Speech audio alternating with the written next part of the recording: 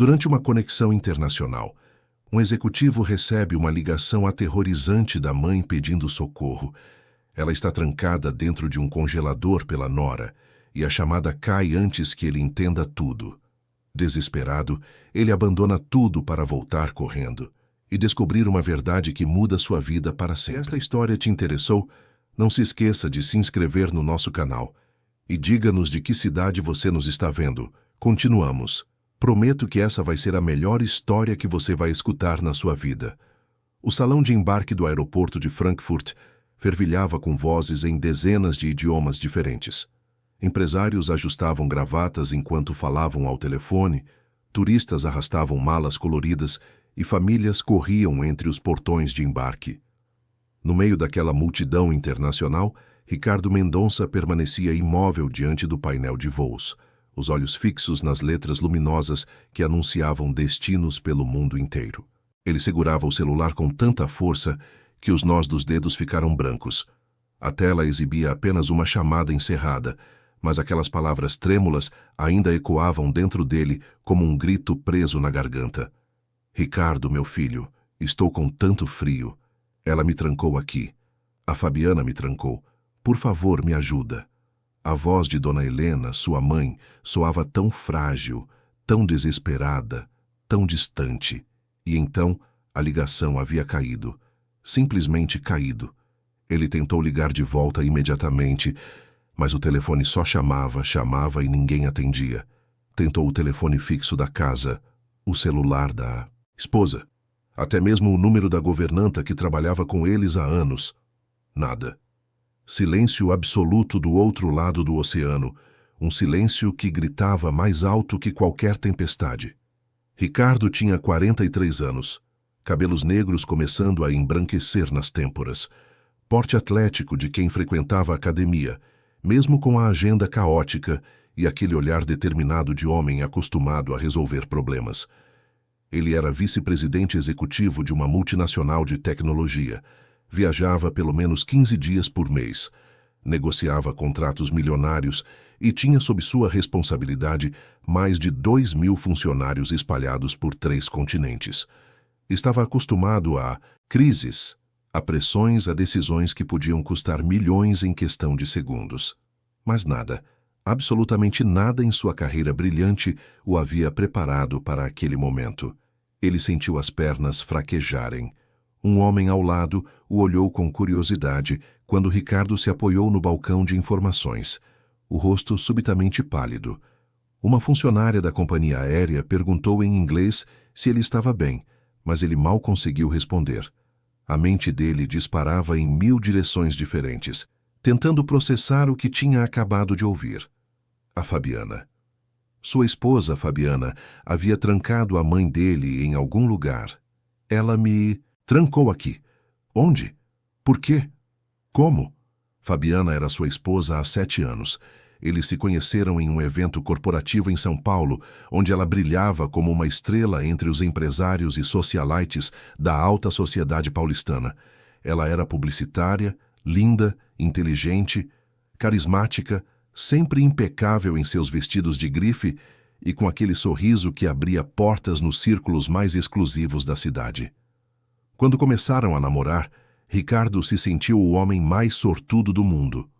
Fabiana era tudo o que ele achava que precisava. Sofisticada, ambiciosa, perfeitamente integrada ao mundo corporativo que ele habitava. O casamento foi suntuoso. Capa, de revista, celebrado no Clube Hípico de Santo Amaro, com mais de 300 convidados. Mas nos últimos tempos, especialmente depois que Dona Helena passou a morar com eles após a partida prematura do pai de Ricardo, 2 anos atrás, pequenas rachaduras começaram a aparecer naquela fachada perfeita. Fabiana reclamava constantemente. Dizia que a casa ficara menor, que não tinha mais privacidade, que a sogra interferia em tudo. Ricardo sempre tentava mediar, pedia paciência à esposa, prometia que logo encontraria uma solução. Mas qual solução? Internar a mãe numa casa de repouso? Deixá-la sozinha num apartamento, viúva e fragilizada? Ele não conseguia fazer isso. Não conseguia abandonar a mulher que o criara sozinha, Depois que o pai faleceu quando Ricardo ainda era criança, que trabalhara em 3 empregos para garantir que ele estudasse num colégio decente, que sacrificara toda a própria vida para que o filho tivesse as oportunidades que ela nunca teve. Dona Helena tinha 72 anos, cabelos completamente brancos, sempre presos num coque delicado, mãos calejadas de quem trabalhou duro a vida inteira e um sorriso tímido que iluminava o rosto enrugado. Ela era reservada, quase nunca pedia nada. Passava os dias na biblioteca da mansão lendo romances antigos ou cuidando das orquídeas no jardim de inverno. Ricardo sabia que a mãe se sentia deslocada naquela casa enorme em Alphaville, que ela sentia falta da simplicidade do antigo apartamento no Tatuapé, mas sempre que ele sugeria mudanças, Dona Helena insistia que estava bem, que não queria atrapalhar, que já havia incomodado demais. Agora, parado naquele aeroporto alemão com o coração disparado e as mãos tremendo, Ricardo sentia uma culpa devastadora subindo pela garganta. Ele estava sempre viajando, sempre ausente, sempre ocupado demais com reuniões, apresentações, jantares de negócios. Quando foi a última vez que realmente conversou com a mãe? Quando foi a última vez que sentou ao lado dela sem checar o celular a cada minuto? Quando foi a última vez que percebeu se ela estava bem, se estava feliz, se estava segura? As palavras dela voltaram como punhaladas. Ela me trancou aqui. Trancou onde? Ele tentou imaginar todos os cômodos da mansão. A despensa, o porão, o closet. Cada possibilidade era mais aterrorizante que a anterior. E o frio que ela mencionou. Estou com tanto frio. Isso não fazia sentido. Era verão em São Paulo, as temperaturas passavam dos 30 graus. Por que ela estaria com frio? Uma possibilidade horrível começou a se formar em sua mente, mas ele a afastou imediatamente. Não, Fabiana jamais faria algo assim. Ela podia ser difícil, exigente, às vezes até cruel nas palavras, mas nunca seria capaz de machucar fisicamente alguém. Nunca. Tinha que haver outra explicação. Talvez a mãe estivesse confusa, talvez fosse um mal-entendido, talvez ela tivesse se trancado acidentalmente em algum lugar e culpado Fabiana por engano. Mas a voz dela não soava confusa, soava apavorada. Ricardo olhou para o painel novamente. Seu voo para Dubai sairia em 2 horas. Lá, ele fecharia o maior contrato de sua carreira, uma negociação que vinha construindo há 18 meses e que colocaria a empresa dele no topo do mercado asiático.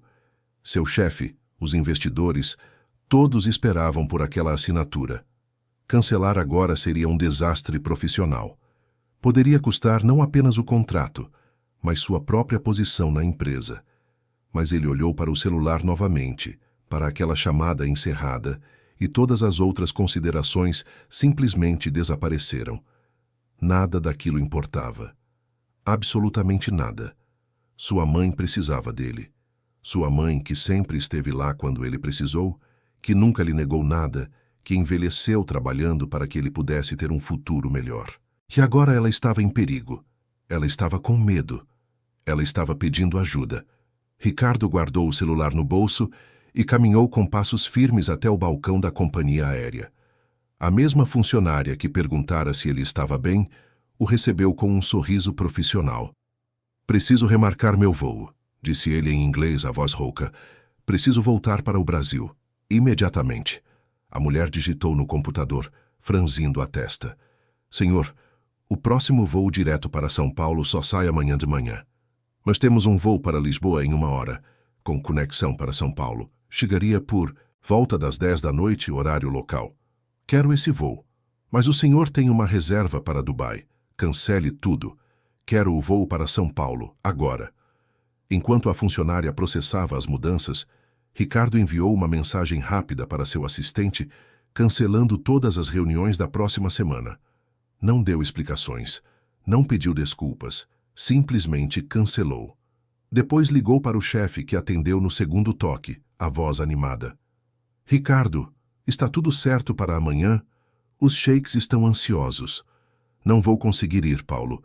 Emergência familiar." Silêncio do outro lado. Então, a voz do chefe mudou completamente de tom. "Você está brincando, né?" Ricardo, esse contrato vale 120 milhões de dólares. Você não pode simplesmente... É minha mãe, Paulo. Ela está em perigo. Preciso voltar para casa agora. Em perigo? Que tipo de perigo? Ricardo, seja razoável. Você pode resolver isso de longe, mandar alguém verificar. Isso pode esperar 2 dias. Não pode. Você vai jogar fora tudo o que construímos? Você sabe o que isso significa para a sua carreira? Os outros executivos vão te passar, Ricardo. Você vai perder essa posição. Ricardo fechou os olhos. Parte dele sabia que Paulo estava certo. Parte dele sabia que estava cometendo um suicídio profissional. Mas quando abriu os olhos novamente, a decisão já estava tomada. Então que seja assim. Mande outra pessoa para Dubai. Eu vou para casa. E desligou. As próximas horas foram um borrão de ansiedade e desespero. Ricardo embarcou no voo para Lisboa, sentou-se no assento da janela e ficou olhando as nuvens sem realmente vê-las.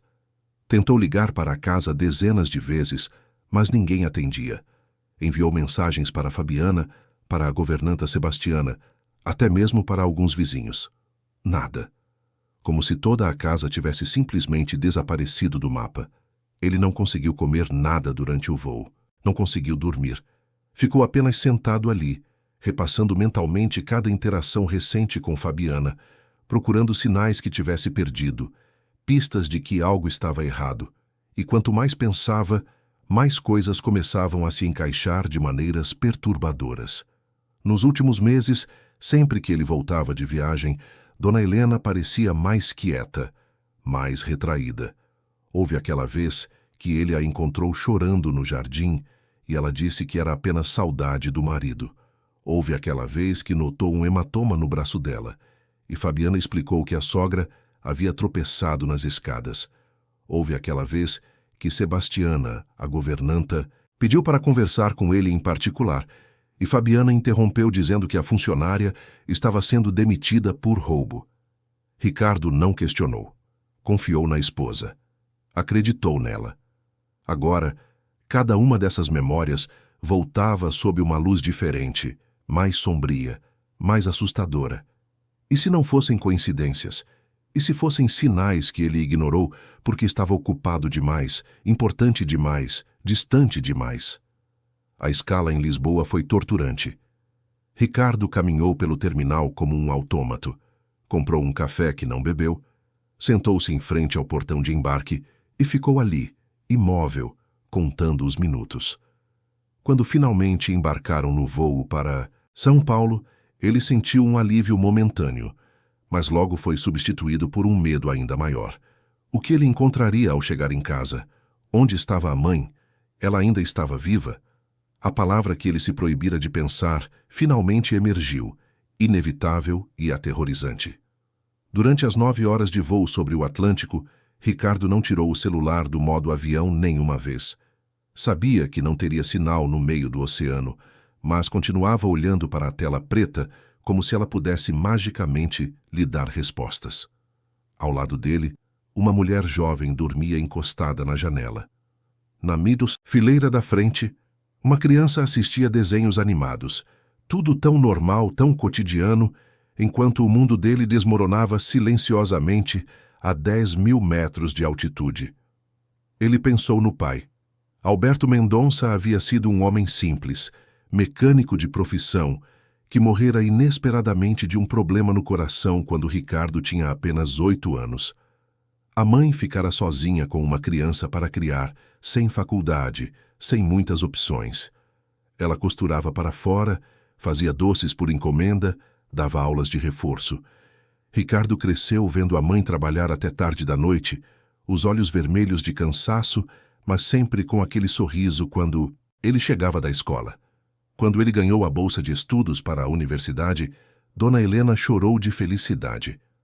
Quando ele conseguiu o primeiro emprego na multinacional, ela fez uma festa modesta no apartamento e convidou todos os vizinhos. Quando ele se casou com Fabiana, ela usou o vestido mais bonito que tinha e dançou na festa como se fosse a pessoa mais feliz do mundo. "Estou tão orgulhosa de você, meu filho", ela dissera naquela noite, segurando o rosto dele entre as mãos calejadas. Você chegou tão longe. Seu pai estaria tão orgulhoso. E como ele retribuíra todo esse amor? Trabalhando cada vez mais, viajando cada vez mais, distanciando-se cada vez mais. Colocou a carreira acima de tudo. Deixou a mãe sozinha numa casa estranha, com uma nora que aparentemente a odiava. Ignorou todos os sinais porque era mais fácil, mais conveniente, menos complicado. O avião finalmente tocou o solo brasileiro às 10h15 da noite. Ricardo nem esperou as malas. Correu pelo terminal de Guarulhos, passou pela alfândega sem parar, saiu direto para a área de táxis. O motorista era um senhor simpático, que tentou puxar conversas sobre futebol, mas desistiu quando percebeu que o passageiro nem estava ouvindo. Ricardo só repetia mentalmente o endereço, Alphaville, como se dizer o nome do lugar pudesse fazer o carro andar mais rápido. O trânsito na Marginal estava mais leve que o normal para um dia de semana. Luzes da cidade passavam pela janela, outdoors anunciando produtos que Ricardo não via. Pessoas nas calçadas vivendo suas vidas normais enquanto ele atravessava o pior pesadelo imaginável. 40 minutos depois, o táxi entrou no condomínio de luxo onde ficava sua casa.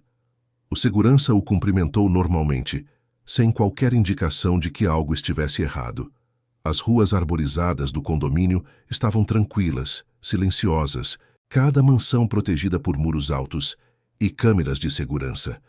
Quando o táxi parou em frente ao portão de sua casa, Ricardo jogou algumas notas para o motorista sem esperar o troco e praticamente saltou do carro.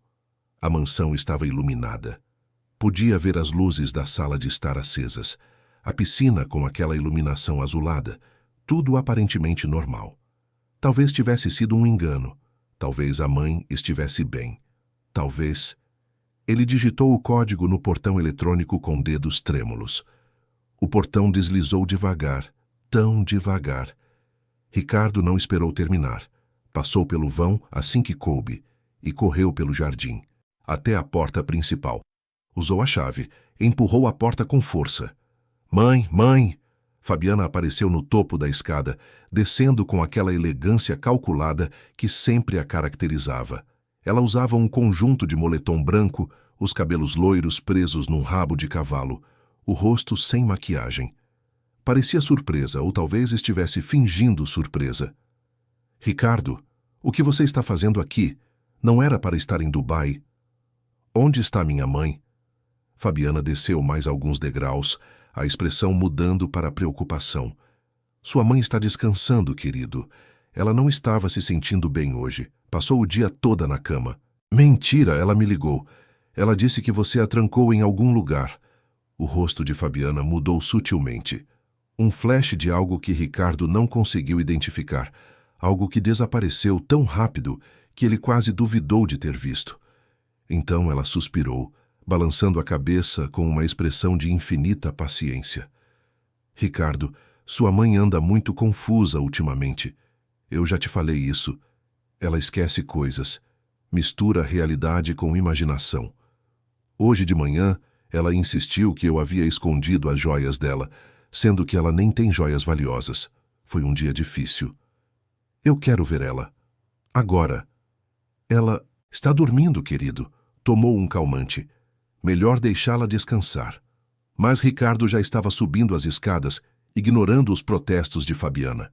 Passou por ela, atravessou o corredor e empurrou a porta do quarto que havia decorado especialmente para a mãe quando ela veio morar com eles. A cama estava impecavelmente arrumada, os travesseiros organizados, mas vazia, completamente vazia. Onde ela está, Fabiana? Onde está minha mãe? Sua esposa tinha seguido ele até o quarto. Ela cruzou os braços, a expressão ficando mais dura.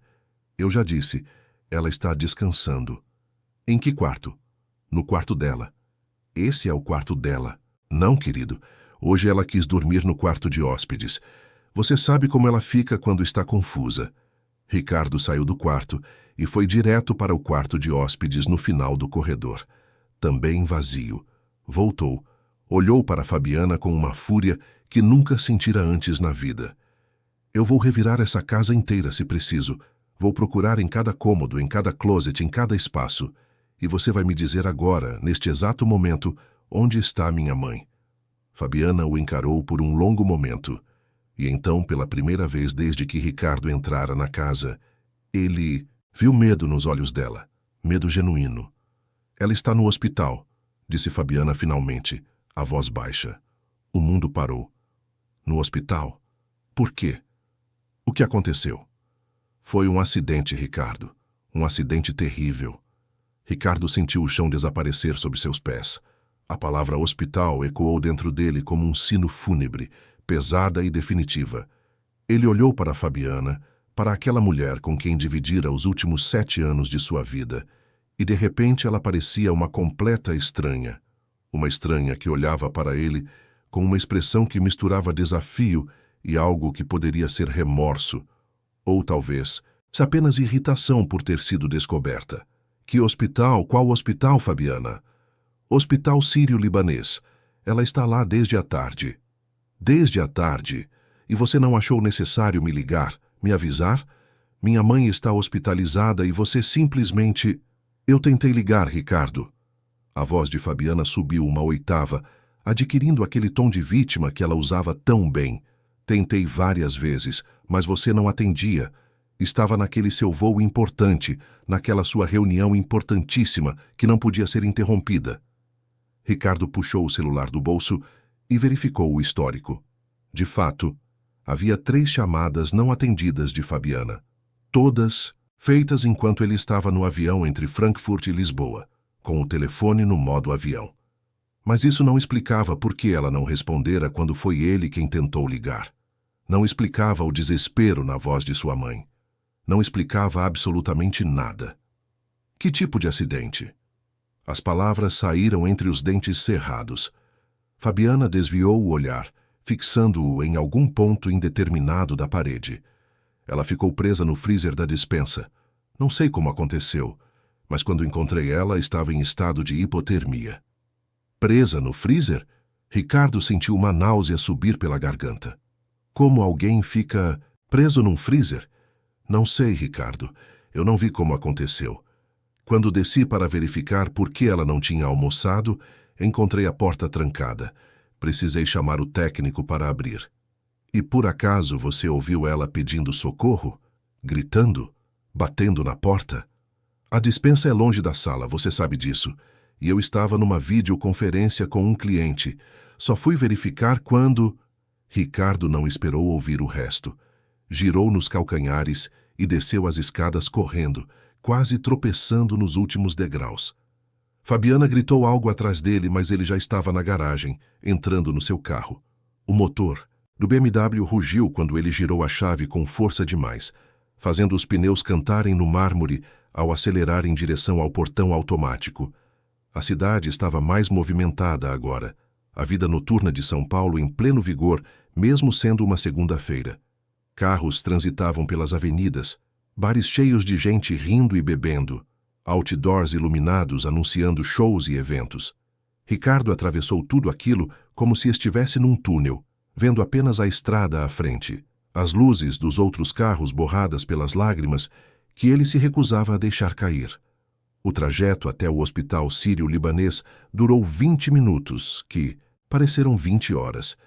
Ele estacionou de qualquer jeito numa vaga de médicos, nem ligou quando o segurança gritou que não podia parar ali.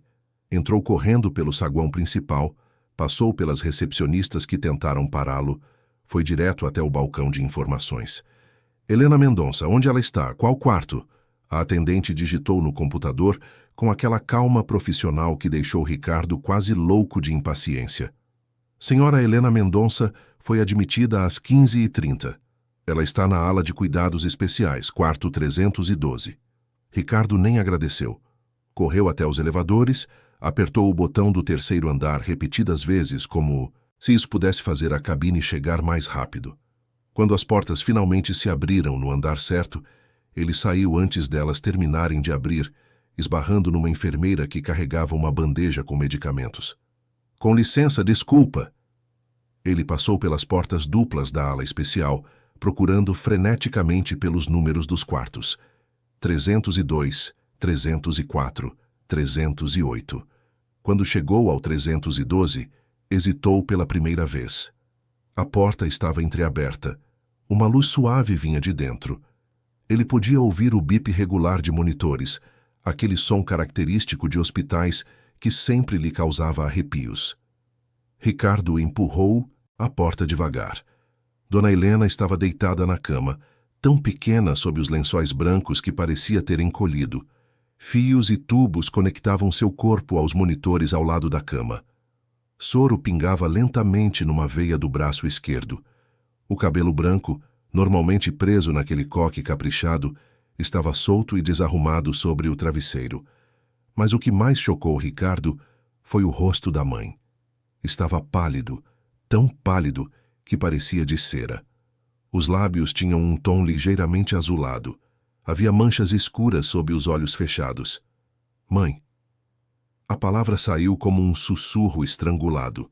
Ele se aproximou da cama, pegou a mão dela com delicadeza. Estava gelada, muito mais fria do que deveria estar. Ricardo sentou-se na cadeira ao lado da cama, segurou aquela mão frágil entre as suas e finalmente permitiu que as lágrimas caíssem. Me desculpa, mãe. Me desculpa por não estar aqui. Me desculpa por não ter te protegido. Me desculpa. Ele não sabia quanto tempo ficou ali, segurando a mão dela, observando o peito subir e descer em movimentos lentos e regulares.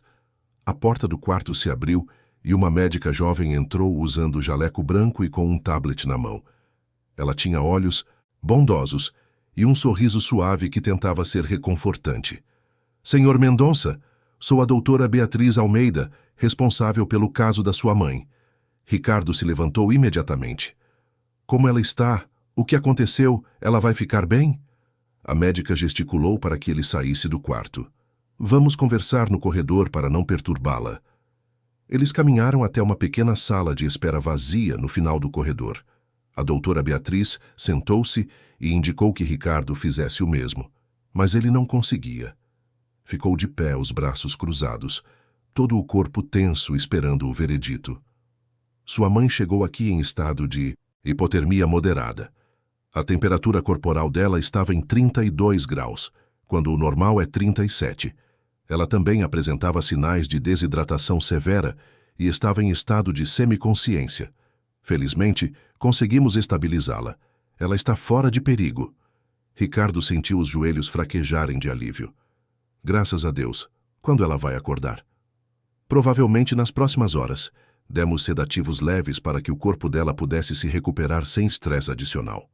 A doutora fez uma pausa, olhando para o tablet como se estivesse escolhendo cuidadosamente as próximas palavras. Senhor Mendonça, preciso lhe fazer algumas perguntas sobre as circunstâncias que levaram sua mãe a esse estado. Minha esposa disse que foi um acidente, que ela ficou presa no freezer da despensa. E o senhor acredita nisso? A pergunta pegou Ricardo de surpresa. Ele olhou para a médica, procurando entender o que ela estava sugerindo. Por que eu não acreditaria? A doutora Beatriz suspirou. Porque, além da hipotermia, encontramos outros sinais preocupantes durante o exame físico. Sua mãe está significativamente abaixo do peso para a idade e altura dela. Há hematomas em diferentes estágios de cura nos braços e nas costas. Alguns novos, outros antigos. As unhas dela mostram sinais de deficiência nutricional prolongada. E há marcas nos pulsos compatíveis com algum tipo de contenção. Ricardo sentiu o sangue gelar nas veias. O que você está dizendo? Estou dizendo que os sinais que observamos são consistentes com negligência e possível abuso de pessoa idosa, Sr. Mendonça. Não posso afirmar com certeza, mas meu dever como médica é reportar essas suspeitas às autoridades competentes. Já acionei nossa assistente social para avaliar o caso. Abuso? Ricardo teve que se apoiar na parede. As palavras da médica pareciam vir de muito longe, atravessando uma névoa espessa. Você está dizendo que alguém estava machucando minha mãe na minha própria casa? É uma possibilidade que precisa ser investigada. Seu Mendonça, quando foi a última vez que o senhor viu sua mãe pessoalmente? Ricardo tentou lembrar. Sua última viagem havia começado há quanto tempo? 2 semanas? 3? E antes disso ele mal ficava em casa. Sempre tinha um jantar de negócios uma apresentação para preparar, uma conferência telefônica internacional. Mesmo quando estava fisicamente presente, sua mente estava sempre em outro lugar, resolvendo problemas do trabalho. Algumas semanas. A admissão saiu dolorosa como um estilhaço de vidro. A doutora Beatriz não o julgou, ao menos não abertamente, mas Ricardo sentiu o peso do julgamento sobre si mesmo. Como ele não havia percebido? Como havia deixado isso acontecer sob o próprio teto? A assistente social vai querer conversar com o senhor e também, quando ela despertar, com sua mãe. Enquanto isso, sua mãe permanecerá em observação aqui no hospital. Quero ter certeza de que ela está completamente recuperada antes de considerarmos a alta. Quanto tempo ela ficou naquele freezer? Baseado na severidade da hipotermia e na resposta do organismo, estimo que entre 4 e 6 horas. 4 a 6 horas. Ricardo fechou os olhos, tentando nem imaginar o terror que a mãe deve ter sentido. O frio penetrante, a escuridão, o desespero de gritar sem que ninguém viesse, a certeza crescente de que ia morrer ali, sozinha, esquecida. Ela vai ter sequelas? É cedo para dizer. A hipotermia pode ter alguns efeitos prolongados, especialmente em pessoas idosas. Mas ela foi tratada a tempo. Vamos monitorá-la de perto. A médica se levantou, colocou uma mão no ombro de Ricardo num gesto de conforto. Sei que é difícil processar tudo isso, mas sua mãe está viva e está segura agora. Vamos cuidar dela. E vamos descobrir o que realmente aconteceu. Depois que a doutora saiu, Ricardo voltou para o quarto. Puxou a cadeira para mais perto da cama e voltou a segurar a mão da mãe. Ele observou o rosto dela, procurando sinais dos maus tratos que a médica havia mencionado. Como não tinha visto antes? Os hematomas, a perda de peso, o jeito como ela se encolhia toda vez que Fabiana entrava na sala. Todos os sinais estavam lá, gritando na cara dele, mas ele estava ocupado demais, importante demais, ausente demais para perceber. As horas passaram devagar. Enfermeiras entravam periodicamente para verificar os sinais vitais, anotar informações nos prontuários, ajustar o gotejamento do soro. Ricardo não saiu do quarto nem por 1 minuto. Por volta das 3 da manhã, ele sentiu a mão que segurava se mexer levemente. Os olhos de Dona Helena se abriram devagar, ainda turvos pela sedação. Ricardo?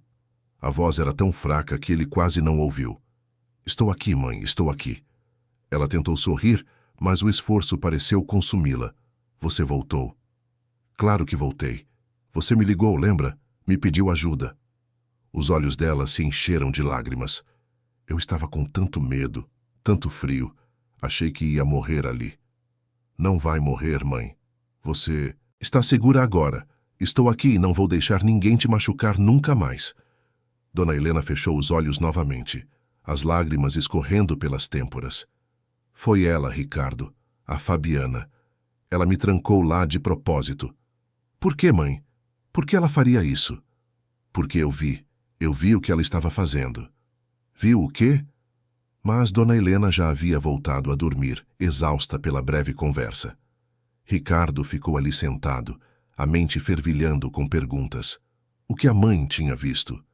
Que segredo Fabiana estava escondendo que a levaria a fazer algo tão terrível? O dia amanheceu, cinzento sobre São Paulo. Ricardo observou a luz suave da manhã entrando pela janela do quarto, iluminando o rosto da mãe. Ele não tinha dormido nem 1 minuto, mas não sentia cansaço. Sentia apenas uma raiva fria e cristalina crescendo dentro dele. Por volta das 9 da manhã, uma mulher de cerca de 50 anos entrou no quarto. Ela tinha cabelos castanhos curtos, usava óculos de armação colorida e carregava uma pasta de couro. Seu jeito era ao mesmo tempo profissional e acolhedor. Senhor Mendonça, sou Mariana Campos, assistente social do hospital. A doutora Beatriz me pediu para avaliar o caso da sua mãe. Eles conversaram no corredor novamente. Mariana fez perguntas detalhadas sobre a rotina de Dona Helena, sobre quem cuidava dela, sobre mudanças de comportamento que Ricardo pudesse ter notado. Ele respondeu com honestidade brutal, admitindo sua própria negligência, suas viagens constantes, sua ausência. Senhor Mendonça, não está aqui para julgar o senhor, disse Mariana gentilmente. Estou aqui para proteger sua mãe. E baseado no que a doutora Beatriz observou e no que o senhor está me contando, acredito que sua mãe foi vítima de abuso sistemático. Isso é um crime grave. O que eu faço? Como eu protejo ela? Primeiro, sua mãe não pode voltar para aquela casa enquanto sua esposa estiver lá. Segundo, recomendo fortemente que o senhor procure orientação jurídica. Há medidas protetivas que podem ser solicitadas. E terceiro, quando sua mãe estiver em condições, vou precisar conversar com ela para entender melhor o que aconteceu. Ela já me disse. Foi minha esposa que a trancou no freezer. Mariana anotou algo na pasta. Vou incluir isso no meu relatório, mas vai precisar de mais provas, Sr. Mendonça. A palavra da sua mãe contra a da sua esposa pode não ser suficiente, especialmente se sua esposa contratar bons advogados. Então, o que eu preciso? Evidências, testemunhas, documentação. Qualquer coisa que possa corroborar a versão da sua mãe. Quando Mariana saiu, Ricardo ficou ali no corredor pensando. Evidências. Testemunhas. Sua casa tinha câmeras de segurança, mas Fabiana controlava o sistema. Sebastiana, a governanta, tinha sido demitida, mas talvez pudesse testemunhar. Havia os vizinhos, os outros funcionários que trabalhavam na casa ao longo dos anos. Ele puxou o celular e ligou para o escritório de advocacia que prestava serviços para sua empresa. Pediu para falar diretamente com a sócia sênior, doutora Paula Machado, uma mulher de 60 anos, conhecida por sua ferocidade nas causas que defendia. Ricardo, que surpresa, ouvi dizer que você cancelou Dubai. Tudo bem? Não, Paula, nada está bem. Preciso de ajuda. Ajuda urgente. Ele explicou a situação em linhas gerais, tentando manter a voz firme, mas sentindo-a quebrar em alguns momentos. Paula o ouviu em silêncio, fazendo perguntas pontuais, sua mente jurídica já trabalhando nas possibilidades.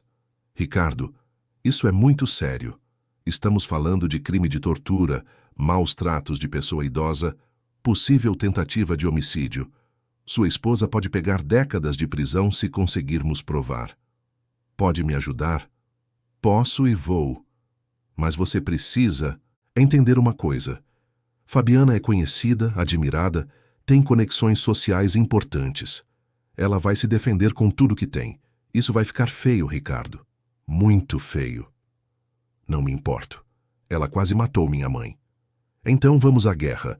Vou até o hospital agora para começarmos a montar o caso. E Ricardo, não fale mais com sua esposa sem testemunhas ou advogado presente. Qualquer coisa que você disser pode ser usada contra você ou contra sua mãe. Quando Ricardo desligou, sentiu-se estranhamente aliviado. Pela primeira vez em quase 24 horas, sentia que tinha algum controle sobre a situação. Não, era mais apenas um filho desesperado. Agora tinha um plano, tinha aliados, tinha um caminho à frente.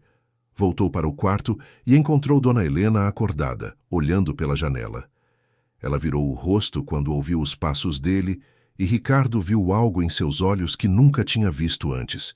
Era medo, mas também era esperança. Esperança de que dessa vez alguém acreditasse nela, de que dessa vez ela não estaria sozinha. Mãe, vou fazer tudo certo dessa vez, prometo. Você nunca mais vai precisar ter medo. Dona Helena estendeu a mão e Ricardo a segurou. Eu sempre soube que você viria, filho. Sempre soube. E ali, naquele quarto de hospital, sob a luz pálida da manhã, Ricardo fez um juramento silencioso. Não importava o que custasse. Não importava quanto tempo levasse, ele iria garantir que justiça fosse feita e que Fabiana pagasse por cada momento de sofrimento que infligira à sua mãe. A guerra estava apenas começando. A doutora Paula Machado chegou ao hospital sírio-libanês 2 horas depois da ligação de Ricardo. Ela era uma mulher imponente, cabelos grisalhos penteados para trás num coque elegante, usando um tailleur azul marinho impecável, e carregando uma maleta de couro que já havia visto muitas batalhas judiciais. Paula tinha a reputação de ser implacável quando defendia seus clientes, mas também era conhecida por sua empatia genuína em casos envolvendo vítimas vulneráveis.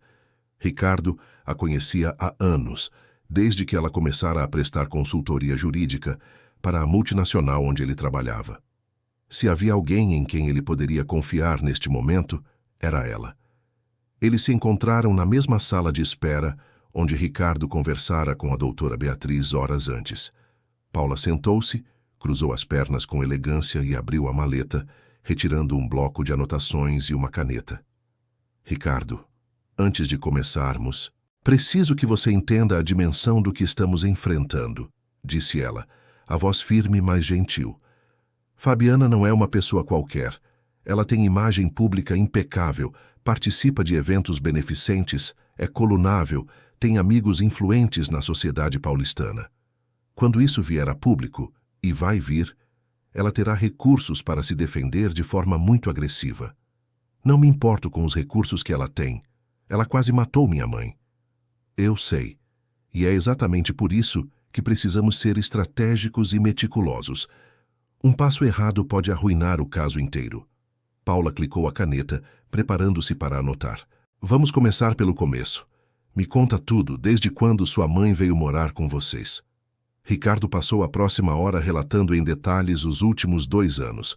Falou sobre a morte do pai, sobre como Dona Helena ficara perdida no apartamento vazio do Tatuapé, sobre a decisão de trazê-la para morar na mansão em Alphaville. Falou sobre como Fabiana reagiu inicialmente, fingindo entusiasmo, mas deixando escapar comentários cada vez mais ácidos sobre ter perdido sua privacidade. Falou sobre as viagens constantes, sobre como se afastou sem perceber, sobre todos os sinais que ignorou. Paula ouvia atentamente, anotando pontos importantes. E funcionários? Quantas pessoas trabalham na casa? Tínhamos 3. Sebastiana, a governanta, que trabalhava conosco desde antes da minha mãe chegar. Tinha também o jardineiro, seu Orlando, que vinha 2 vezes por semana. E a Cláudia, que fazia a limpeza pesada 3 vezes por semana. Você disse tínhamos. Todos foram demitidos? Sebastiana foi demitida há uns 4 meses. Fabiana disse que ela estava roubando, mas agora acho que foi porque Sebastiana deve ter visto algo. Orlando parou de aparecer há 2 meses. Nunca entendi direito o porquê. Só a Cláudia ainda trabalha lá. Paula sublinha algo em suas anotações. Sebastiana e Orlando são cruciais. Precisamos encontrá-los e ouvir o que tem a dizer. Você tem os contatos deles? Tenho o de Sebastiana. Do Orlando não sei, mas posso conseguir. Ótimo. Vou designar um investigador particular para localizá-los e conversar. Precisamos fazer isso rapidamente, antes que Fabiana tente chegar até eles primeiro. Paula virou a página. E sobre o sistema de segurança da casa? Vocês têm câmeras? Sim, várias. Na entrada, na sala, no jardim, na cozinha. Fabiana, quem instalou, ela disse que era para nossa segurança, depois que houve assaltos no condomínio. Os olhos de Paula brilharam. Isso pode ser nossa salvação. As gravações provavelmente estão armazenadas em algum servidor ou na nuvem. Se conseguirmos acesso a elas antes que sejam apagadas, teremos provas visuais do que aconteceu. Mas Fabiana controla o sistema. Ela pode já ter apagado tudo. Talvez, mas sistemas de segurança modernos costumam ter backups automáticos e apagar arquivos digitalmente não significa destruí-los completamente. Um bom técnico forense pode recuperar muita coisa. Paula fechou o bloco. Vou precisar de uma ordem judicial para acessar essas gravações. Para isso, preciso falar com sua mãe. Ela está em condições de conversar? Está acordada, mas ainda muito fraca. Vou tentar. Ser breve. Eles entraram no quarto juntos. Dona Helena estava sentada na cama, apoiada em travesseiros, tomando um caldo que a enfermeira havia trazido. Ela parecia um pouco melhor que na noite anterior, com mais cor no rosto, mas ainda extremamente frágil. Quando viu Ricardo entrar com uma mulher desconhecida, seus olhos se arregalaram com um lampejo de medo. Calma, mãe. Esta é a doutora Paula, a advogada. Ela vai nos ajudar. Paula se aproximou devagar, respeitando o espaço de Dona Helena. Sentou-se na cadeira ao lado da cama e falou com voz suave, quase maternal. Dona Helena, sei que a senhora passou por algo terrível. Deve ser muito difícil falar sobre isso, mas para que eu possa protegê-la e garantir que isso nunca mais aconteça, preciso que me conte o que aconteceu ontem. Pode fazer isso? Dona Helena olhou para Ricardo, que acenou encorajadoramente. Então ela respirou fundo e começou a falar, a voz tremendo, mas determinada.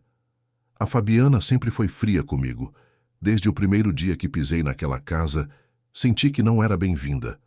Mas no começo ela disfarçava. Fingia ser gentil quando Ricardo estava por perto. Depois que ele começou a viajar mais, ela parou de fingir. Que tipo de coisas ela fazia? No começo eram só palavras. Dizia que eu era um estorvo, que estava atrapalhando a vida dela, que eu devia ter ido para um asilo. Eu tentava me fazer pequena, ficar no meu quarto, não incomodar. Mas nunca era suficiente. As lágrimas começaram a escorrer. Aí ela começou a esconder minha comida. Eu ia jantar e ela dizia que eu já tinha comido, que eu estava ficando confusa. Outras vezes, me trancava no quarto por horas, dizendo que era pelo meu próprio bem, que eu estava perigosa. Ricardo sentiu o coração se despedaçar. Mãe, por que você nunca me contou? Eu tentei, filho, mas você sempre estava ocupado, sempre correndo, sempre com aquele telefone na mão. E quando eu começava a falar, Fabiana aparecia e mudava de assunto, ou inventava que eu estava confusa, que estava esquecendo as coisas. Você sempre acreditou nela. A culpa perfurou Ricardo como uma lâmina. Ela estava certa. Ele sempre acreditou em Fabiana. Sempre foi mais fácil acreditar que a mãe estava ficando senil do que confrontar a possibilidade de que sua esposa pudesse ser cruel. Paula continuou gentilmente. E ontem, Dona Helena? O que aconteceu ontem? Dona Helena fechou os olhos como se estivesse reunindo coragem. Eu estava no meu quarto pela manhã, quando ouvi vozes estranhas vindo do escritório de Ricardo. Desci para ver e ouvi Fabiana falando ao telefone. Ela estava discutindo sobre dinheiro, sobre contas bancárias, sobre como ia conseguir acesso a tudo assim que conseguisse me tirar do caminho. Ela disse que eu era a única coisa impedindo os planos dela. Ela te viu ouvindo? Sim. Quando terminei de ouvir, virei para ir embora e ela estava na porta me encarando. Os olhos dela, doutora, nunca vi tanto ódio. Ela veio até mim, me agarrou pelo braço e me arrastou até a cozinha. Eu tentei resistir, mas ela é muito mais forte.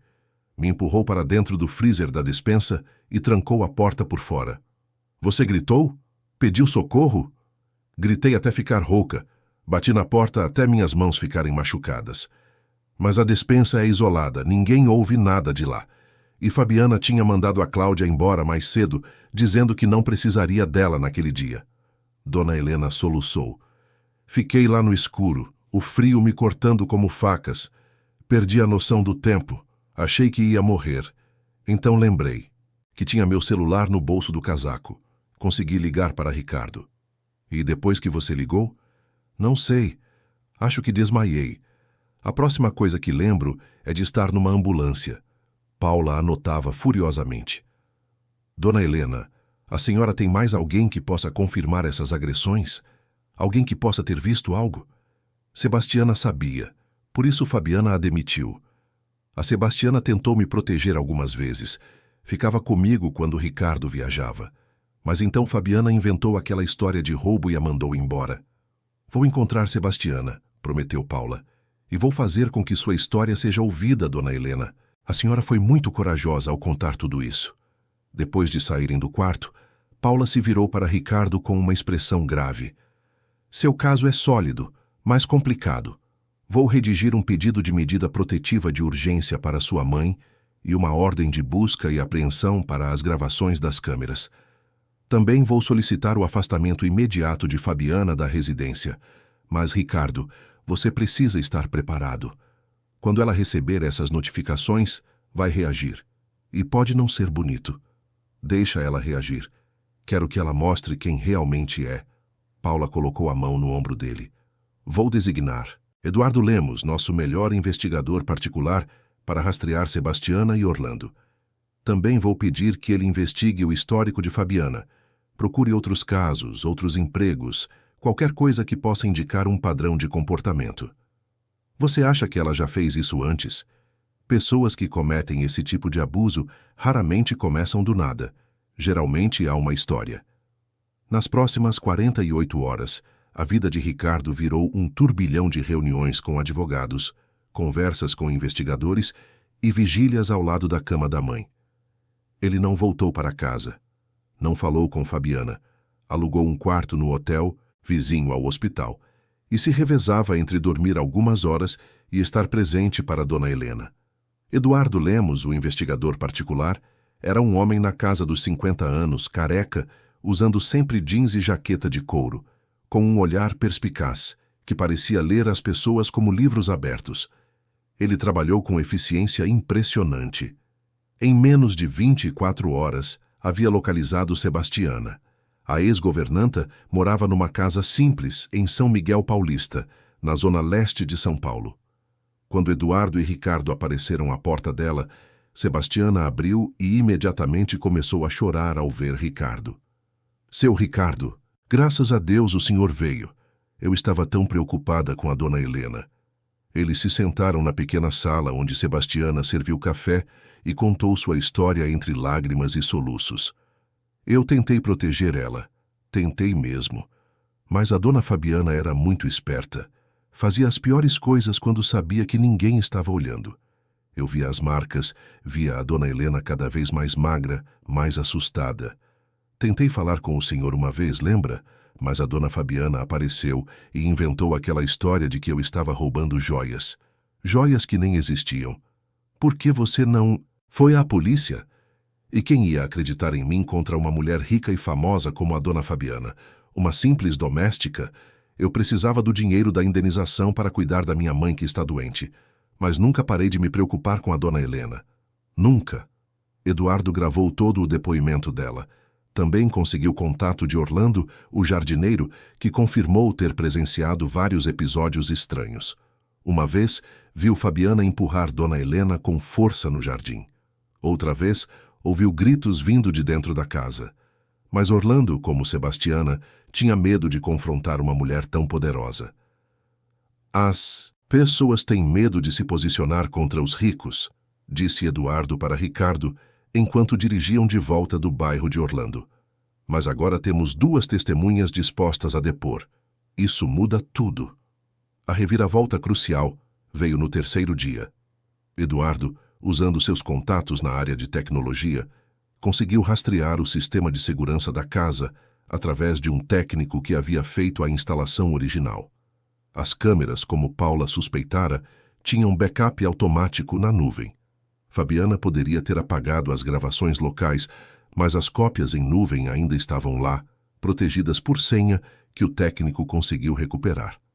Quando Ricardo viu as gravações pela primeira vez, sentiu-se fisicamente doente. Ali estava tudo. Meses de abuso psicológico meticulosamente documentado. Fabiana empurrando Dona Helena, gritando com ela, impedindo-a de comer, trancando-a no quarto. E no dia fatídico, a gravação mostrava Fabiana arrastando Dona Helena até a despensa e a trancando no freezer.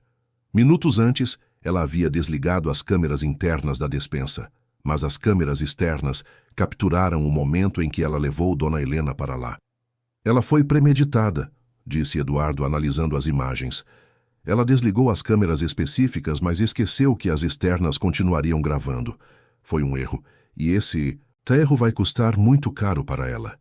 Paula imediatamente levou as gravações ao juiz, junto com os depoimentos de Sebastiana e Orlando, o relatório médico do hospital e o testemunho de Dona Helena. Em questão de horas, o juiz concedeu a medida protetiva de urgência, ordenou o afastamento imediato de Fabiana da residência e autorizou a abertura de um inquérito policial. Ricardo estava no quarto com Dona Helena quando Paula ligou com a notícia. Conseguimos, Ricardo. A polícia está indo até sua casa agora para notificar Fabiana. Ela terá que deixar a residência imediatamente e não poderá se aproximar de sua mãe sob pena de prisão. Mas Fabiana não reagiu como uma pessoa culpada se rendendo. Ela reagiu como uma estrategista experiente começando uma guerra. Em poucas horas, Sua assessoria de imprensa divulgou uma nota oficial para todos os veículos de comunicação de São Paulo. A nota pintava Fabiana como uma esposa dedicada sendo injustamente acusada por uma sogra senil e um marido manipulado. Ela alegava que Dona Helena sofria de confusão mental severa, que o incidente do freezer havia sido um acidente trágico, quando a idosa se trancou sozinha, e que as acusações de abuso eram uma tentativa de destruir sua reputação. Sempre dediquei minha vida a cuidar dos mais vulneráveis através do meu trabalho social, dizia a nota. É devastador ser falsamente acusada exatamente do tipo de crueldade que dediquei minha vida a combater. Confio que a verdade prevalecerá e meu nome será limpo dessa difamação. A mídia explodiu. Repórteres acamparam em frente ao hospital e à mansão em Alphaville. O caso virou manchete nos principais jornais. Redes sociais se dividiram entre os que defendiam Fabiana, citando suas obras beneficentes, e os que acreditavam em Dona Helena. Ricardo teve que contratar seguranças para impedir que repórteres entrassem no quarto da mãe. Fabiana deu entrevistas chorosas para programas de televisão, sempre impecavelmente vestida, sempre com aquela expressão de dor e indignação. Ela era boa, muito boa, sabia exatamente como trabalhar as câmeras, como modular a voz, como parecer ao mesmo tempo forte e vitimizada. Simultaneamente, começaram a circular boatos maldosos sobre Ricardo. Blogs de fofoca publicavam histórias sobre suposta infidelidade dele, sobre problemas financeiros, sobre seu temperamento explosivo. Era claramente uma campanha coordenada para destruir sua credibilidade. Amigos de Fabiana nas colunas sociais publicavam textos defendendo-a, questionando os motivos de Ricardo, insinuando que ele queria ficar com o patrimônio dela. É uma guerra suja, disse Paula durante uma reunião no escritório dela. Ela está usando todas as armas que tem, mas nós temos algo que ela não tem. Nós temos a verdade e temos provas. A audiência preliminar foi marcada para 2 semanas depois. Enquanto isso, Dona Helena foi liberada do hospital com recomendação de acompanhamento psicológico intensivo. Ricardo a levou para um apartamento que alugou num bairro tranquilo, longe da mansão, longe das câmeras, longe de Fabiana. Sebastiana voltou a trabalhar para eles agora não apenas como governanta, mas como companheira constante de Dona Helena. Nunca mais vou deixá-la sozinha, prometeu Ricardo para a mãe. Nunca mais vou colocar o trabalho na frente de você. Nunca mais. Dona Helena sorriu, mas era um sorriso triste. Você não teve culpa, meu filho. Ela era muito boa em enganar as pessoas. Mas Ricardo sabia que tinha culpa, sim. Não pela maldade de Fabiana, mas pela própria cegueira. Pelas escolhas que fez, pela ausência que cultivou, pela mãe que negligenciou em nome da ambição e do sucesso. Ele passou as 2 semanas seguintes reorganizando completamente sua vida. Pediu licença indefinida do trabalho. Quando o chefe tentou argumentar, Ricardo simplesmente disse: "Quase perdi minha mãe por causa desse emprego. Não vou deixar que isso aconteça de novo", e desligou. Sua prioridade agora era outra. Era estar presente. Era proteger. Era garantir justiça. E quando a audiência finalmente chegou, Ricardo estava pronto para enfrentar Fabiana cara a cara e fazer com que o mundo inteiro soubesse quem ela realmente era. O Fórum Criminal da Barra Funda estava cercado de repórteres, câmeras e curiosos quando Ricardo chegou na manhã da audiência. O prédio imponente, com suas colunas e escadaria larga, parecia ainda mais intimidador sob o céu cinzento de São Paulo. Flashes explodiram assim que o carro dele parou. Microfones foram empurrados em sua direção. Vozes gritavam perguntas simultâneas, criando um caos ensurdecedor. "Senhor Mendonça, é verdade que sua esposa tentou matar sua mãe? Você está buscando o patrimônio dela? Dona Helena está em condições de depor?" Ricardo ignorou todas as perguntas, mantendo a cabeça baixa enquanto seguranças abriam caminho através da multidão. Ao lado dele, Dona Helena caminhava apoiada em seu braço, vestindo um conjunto simples mas digno. os cabelos brancos presos naquele coque que ela não usava desde antes de tudo acontecer. Ela estava mais forte agora, depois de 2 semanas de cuidados, alimentação adequada e terapia.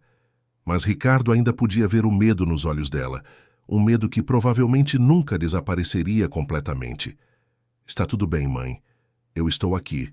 A doutora Paula está aqui. Você não está sozinha. Dona Helena apertou o braço do filho. Eu sei, meu amor, eu sei. Eles entraram no prédio e subiram até a sala do tribunal. Paula já estava lá, organizando documentos em sua mesa, usando um tailleur cinza que lhe dava uma aparência ao mesmo tempo profissional e maternal. Ao lado dela, Eduardo Lemos conferia algo no laptop, provavelmente as gravações que seriam apresentadas. Sebastiana e Orlando estavam sentados nos bancos das testemunhas, ambos visivelmente nervosos, mas determinados. Do outro lado da sala, Fabiana estava sentada ao lado de seus 3 advogados. Ela usava um vestido azul marinho discreto, o cabelo loiro solto em ondas suaves, maquiagem leve que a fazia parecer ao mesmo tempo vulnerável e forte. Quando Ricardo e Dona Helena entraram, Fabiana os olhou com uma expressão que misturava desprezo e algo que poderia ser mágoa. Ela era boa atriz, Ricardo tinha que admitir. Se ele não soubesse a verdade, se não tivesse visto as gravações, talvez ainda acreditasse nela. O juiz Dr. Marcelo Ferreira era um homem na casa dos 60 anos, conhecido por sua rigidez e imparcialidade. Ele entrou pela porta lateral e todos se levantaram. A sessão estava oficialmente aberta. Paula começou apresentando o caso de forma metódica e devastadora. Primeiro chamou a doutora Beatriz Almeida, que detalhou o estado em que Dona Helena chegou ao hospital. Hipotermia severa, desidratação, desnutrição, múltiplos hematomas em diferentes estágios de cura. Cada palavra da médica era como uma martelada, construindo um retrato inegável de abuso prolongado. Os advogados de Fabiana tentaram questionar o diagnóstico, sugerindo que os hematomas poderiam ter outras explicações, que idosos eram naturalmente frágeis. Mas a doutora Beatriz não se abalou.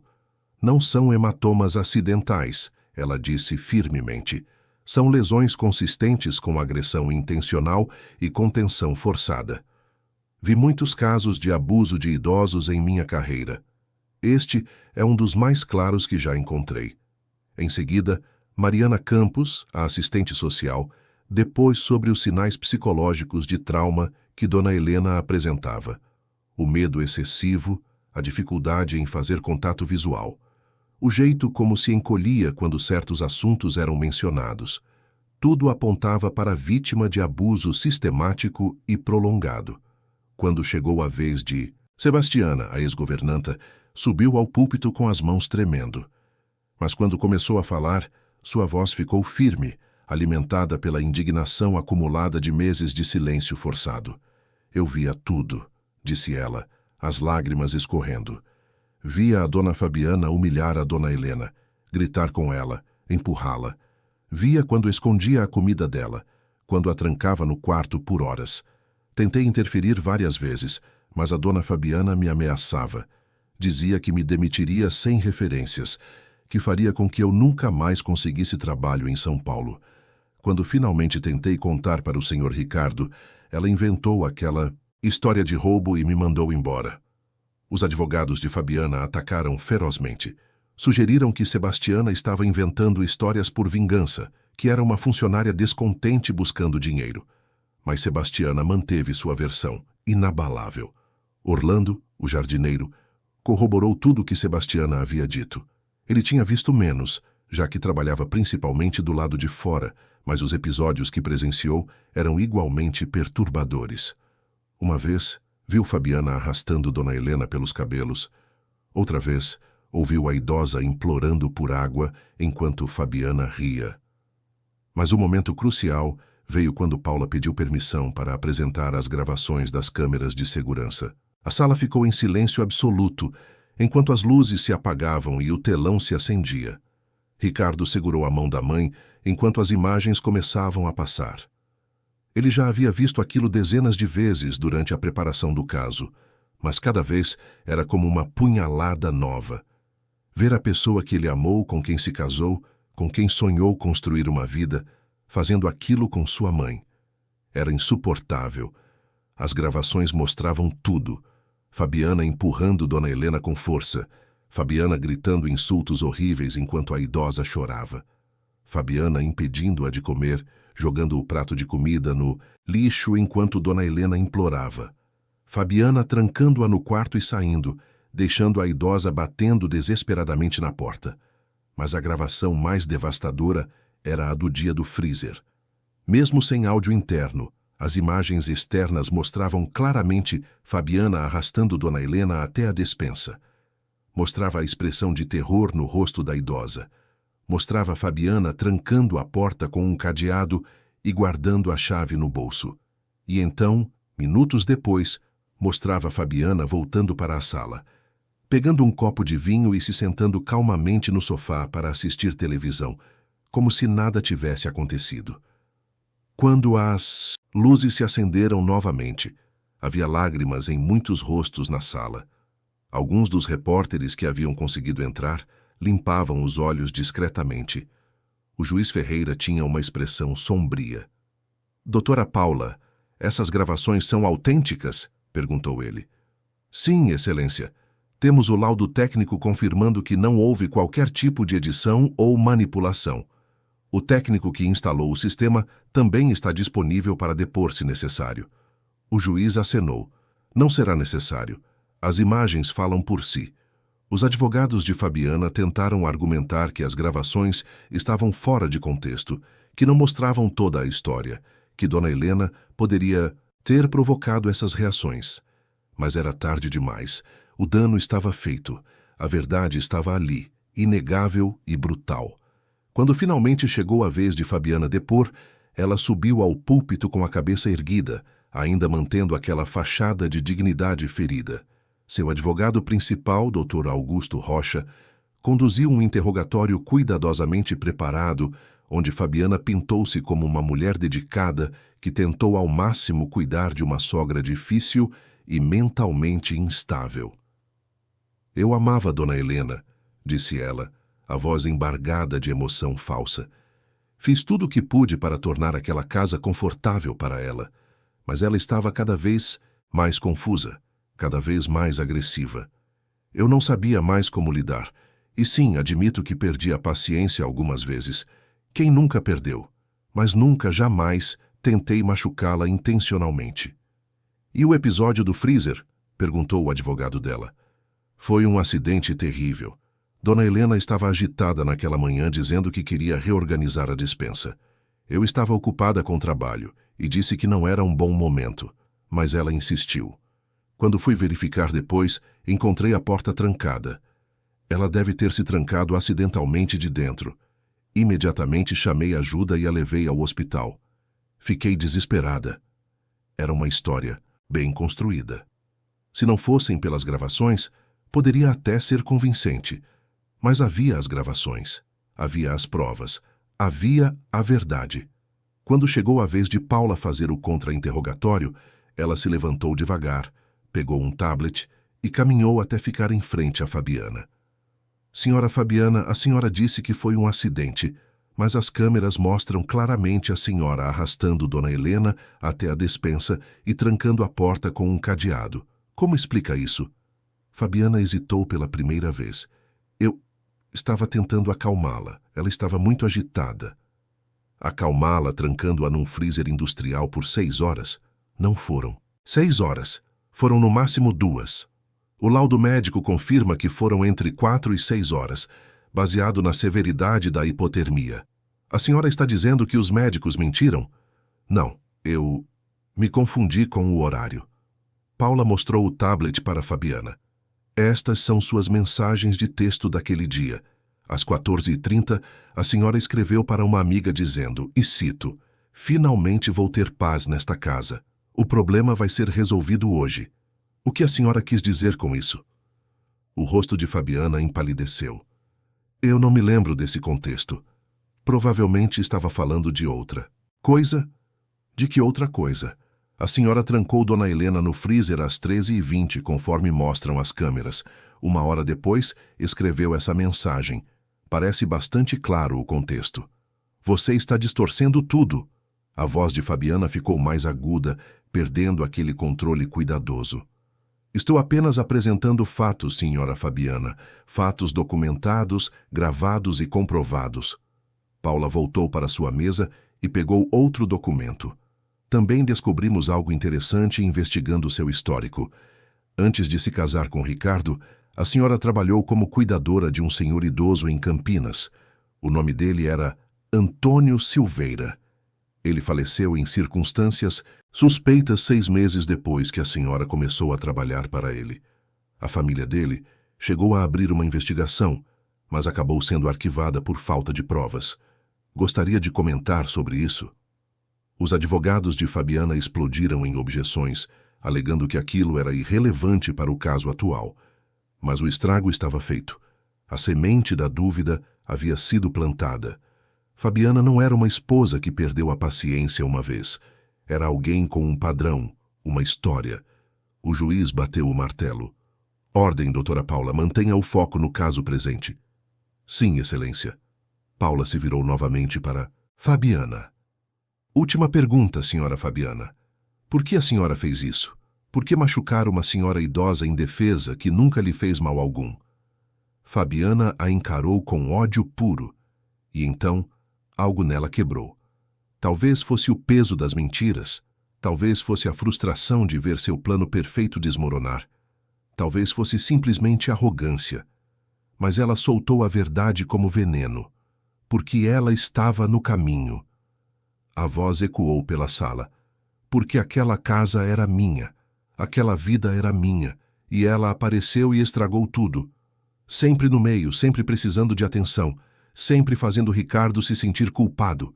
Eu trabalhei anos para construir aquele relacionamento, para ter acesso àquele dinheiro, àquelas conexões. E ela estava arruinando tudo. Sim, eu a tranquei no freezer. E sabe de uma coisa? Eu queria que ela morresse lá. Queria que desaparecesse para sempre. O silêncio que se seguiu foi absoluto. Até os advogados de Fabiana pareciam chocados. Ela percebeu tarde demais o que havia feito. Levou as mãos à boca, os olhos arregalados com horror. Tentou voltar atrás, dizer que estava confusa, que não era isso que queria dizer. Mas era tarde demais. A confissão havia sido feita diante de um juiz, testemunhas e repórteres. O juiz Ferreira bateu o martelo com força. Ordem, senhora Fabiana. A senhora acaba de confessar publicamente tentativa de homicídio qualificado e tortura de pessoa idosa. Estou decretando sua prisão preventiva imediata. Oficiais, por favor, façam a detenção. 2 policiais se aproximaram de Fabiana, que começou a gritar e resistir. Não, vocês não entendem. Ela provocou isso. Ela mereceu. Eu não sou a vilã aqui. Mas ninguém estava ouvindo. Ela foi algemada e levada para fora da sala, ainda gritando protestos incoerentes. Os flashes das câmeras explodiram, documentando cada momento de sua queda.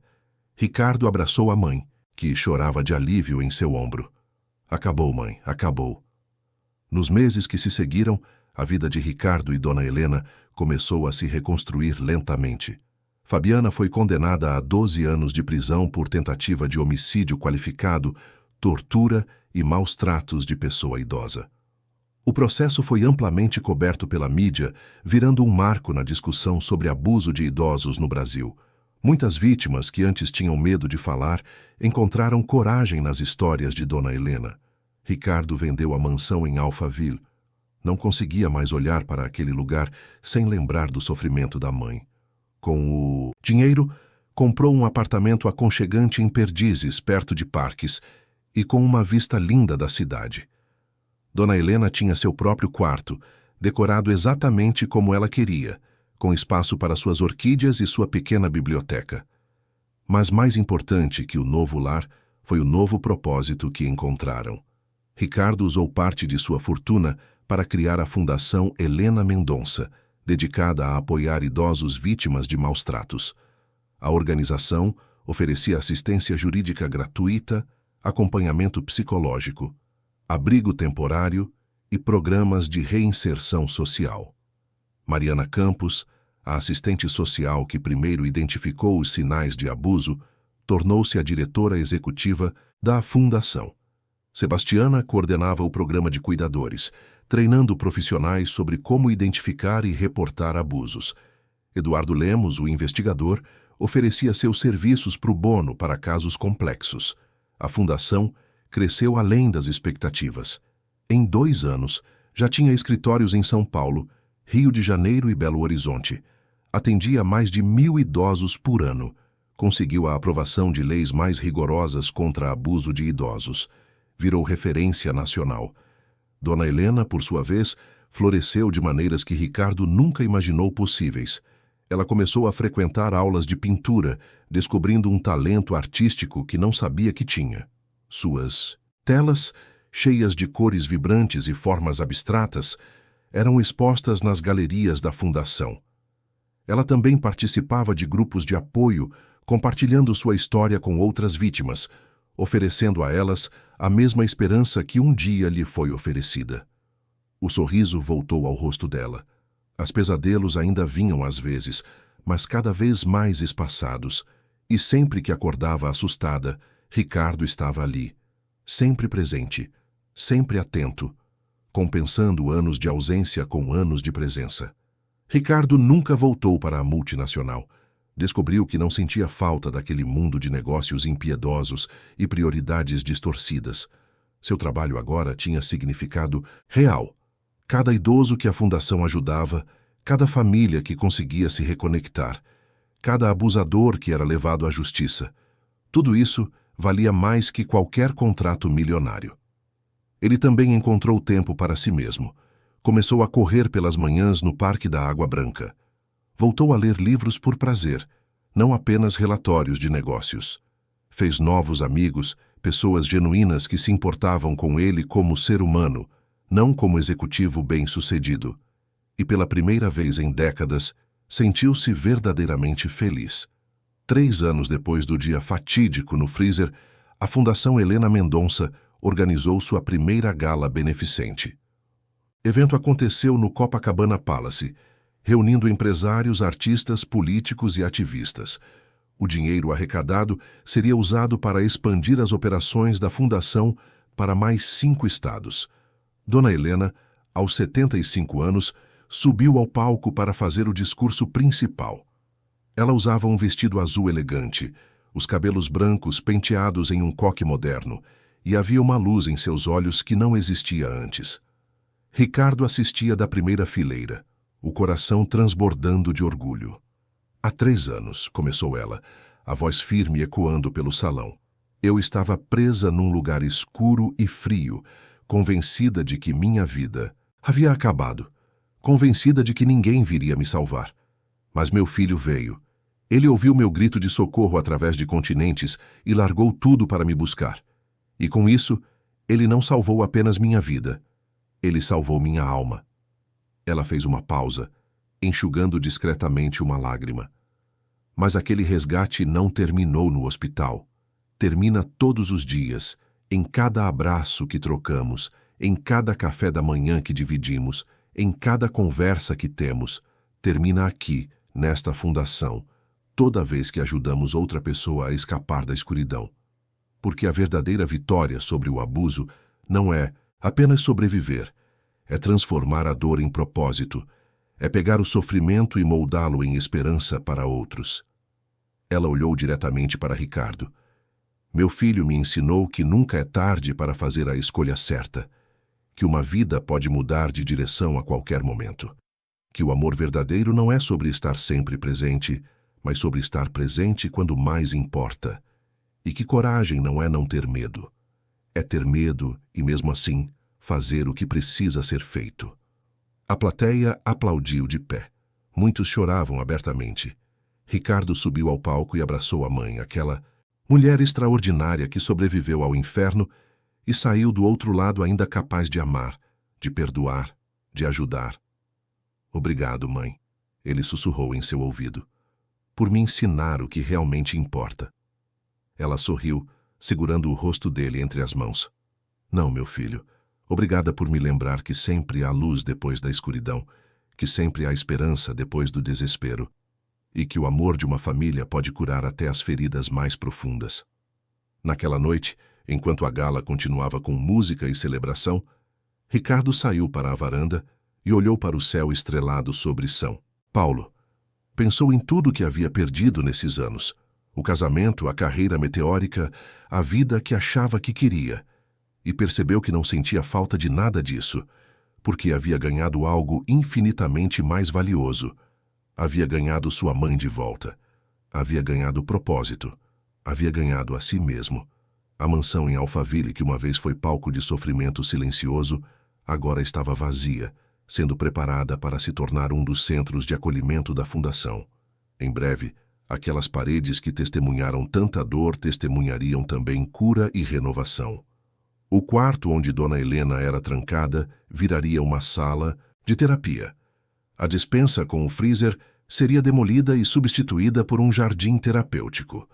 O mal seria transformado em bem. E Fabiana? Ela cumpria sua sentença numa penitenciária feminina em Tremembé. Ricardo nunca mais foi visitá-la. Não por vingança, mas porque aquele capítulo de sua vida estava encerrado. Ela não tinha mais poder sobre ele ou sobre sua mãe. Era apenas uma mulher pagando pelas próprias escolhas. Um lembrete de que nossas ações sempre têm consequências. Quando Ricardo voltou para dentro do salão, encontrou Dona Helena rodeada de pessoas. Idosos que a fundação havia ajudado, voluntários, doadores, todos querendo agradecer, todos querendo contar como aquela organização havia mudado suas vidas. E sua mãe acolhia cada um com aquele sorriso gentil, aquele abraço caloroso, aquela capacidade infinita de empatia que nem mesmo o abuso conseguiu destruir. Ricardo ficou observando de longe por um momento, gravando aquela cena na memória. Sua mãe, radiante e forte. Sebastiana ao lado dela, fiel como sempre. Mariana, coordenando discretamente os detalhes do evento. Eduardo conversando com potenciais investigadores voluntários. Toda aquela rede de pessoas boas, unidas por um propósito comum. E percebeu que esta era a verdadeira definição de sucesso. Não contratos milionários ou títulos, impressionantes em cartões de visita, mas sim fazer diferença real na vida das pessoas, proteger os vulneráveis, transformar tragédia em triunfo, construir algo que duraria além da própria vida. A jornada havia sido dolorosa, a estrada havia sido íngreme, mas no final valeu cada lágrima, cada noite sem dormir, cada momento de medo e incerteza, porque aqui estavam eles do outro lado, não apenas sobreviventes, mas vitoriosos, não apenas curados, mas transformadores. A antiga escuridão da mansão, que quase os consumiu, tornou-se a luz que agora iluminava o caminho para incontáveis outros. E neste salão cheio de esperança e renovação, cercado por pessoas que provavam todos os dias que o bem pode vencer o mal, Ricardo finalmente entendeu a maior lição de todas. A história deles nunca foi sobre destruição. Foi sempre sobre renascimento, sobre segundas chances, sobre o poder redentor do amor verdadeiro. E sobre como mesmo nos momentos mais sombrios, sempre há uma escolha. A escolha de desistir ou de lutar. De deixar o mal vencer ou de transformá-lo em algo bom. Eles escolheram lutar, escolheram transformar, escolheram vencer. E no processo não salvaram apenas uma vida, salvaram milhares. E continuariam salvando por muitos anos ainda. Um idoso, vulnerável de cada vez. Uma família reunida de cada vez. Uma história de esperança de cada vez. Porque no final, é isso que define quem somos. Não as tragédias que nos acontecem, mas o que escolhemos fazer com elas. Não o quão fundo caímos, mas o quão alto conseguimos nos levantar. Não a escuridão que enfrentamos, mas a luz que decidimos ser para outros. E a luz da Fundação Helena Mendonça continuaria brilhando, forte e constante, iluminando o caminho para todos aqueles que ainda estavam presos em sua própria escuridão, lembrando-os de que há esperança, há justiça e há sempre, sempre, um caminho de volta para casa. Fim da história. Queridos ouvintes, Esperamos que a história de Ricardo e Dona Helena tenha tocado profundamente o seu coração. Se você se emocionou com essa jornada de dor, coragem e renascimento, deixe seu like agora mesmo, inscreva-se no canal para não perder nenhuma história e conte nos comentários o que mais te marcou nessa narrativa. Foi a força de Dona Helena, a transformação de Ricardo, a justiça sendo feita? Todos os dias trazemos histórias intensas e envolventes como essa, que revelam o lado mais profundo da alma humana, que mostram como o amor pode triunfar sobre a crueldade e como a esperança pode nascer até nos lugares mais sombrios. Te esperamos no próximo episódio, com mais uma história que vai mexer com suas emoções e fazer você refletir sobre a vida. Até lá, não se esqueça, deixe seu like, se inscreva e compartilhe essa história com quem você acha que precisa ouvir. Até breve.